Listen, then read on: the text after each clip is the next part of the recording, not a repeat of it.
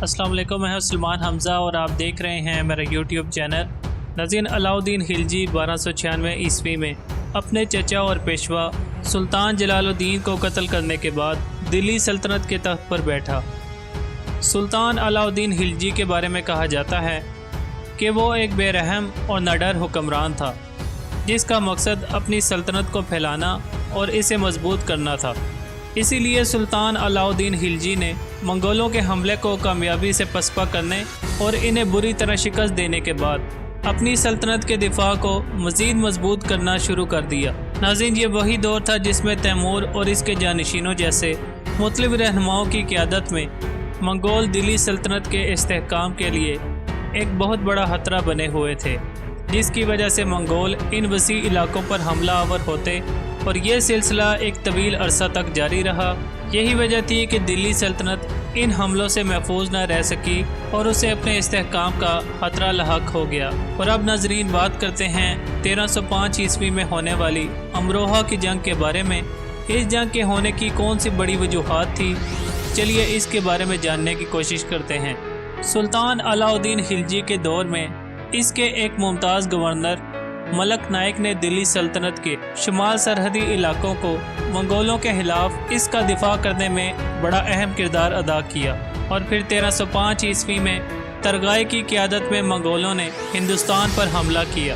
سلطان علاؤالدین خلجی نے اس علاقے کا دفاع کرنے کی ذمہ داری ملک نائک کو سونپ دی۔ ملک نائک کو یہ ذمہ داری دینے کی ایک بڑی وجہ یہ تھی کہ سلطان علاؤالدین خلجی اس پر بھرپور اعتماد کا اظہار کرتا تھا۔ امروہہ کی جنگ موجودہ بھارت کے اتر پردیش کے شہر امروہہ کے قریب ہوئی۔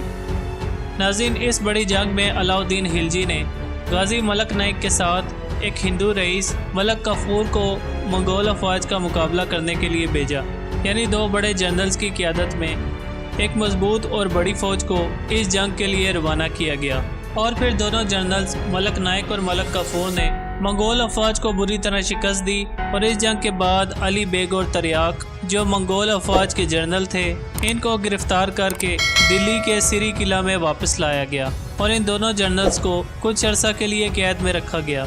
مگر کچھ لوگوں کے مطابق علی بیگ اور تریاق دونوں جنرلز کو جب 9000 منگول فوجیوں کو ہاتھیوں پر سے روندا گیا تھا تو وہ دونوں بھی اس میں شامل تھے، اور ان دونوں کی موت بھی اسی دوران ہوئی تھی۔ ناظرین، امروہہ کی جنگ میں ملک نائک اور ملک کافور کی شاندار فتح ایک بہت بڑا کارنامہ تھا، جس نے علاؤالدین خلجی کی قیادت میں دلی سلطنت کی فوجی طاقت کا بہترین مظاہرہ کیا۔ اس فتح نے نہ صرف شمالی سرحد کو محفوظ بنایا، بلکہ علاؤالدین کو ایک مضبوط اور طاقتور حکمران کے طور پر اس کی ساکھ کو مزید مستحکم کیا۔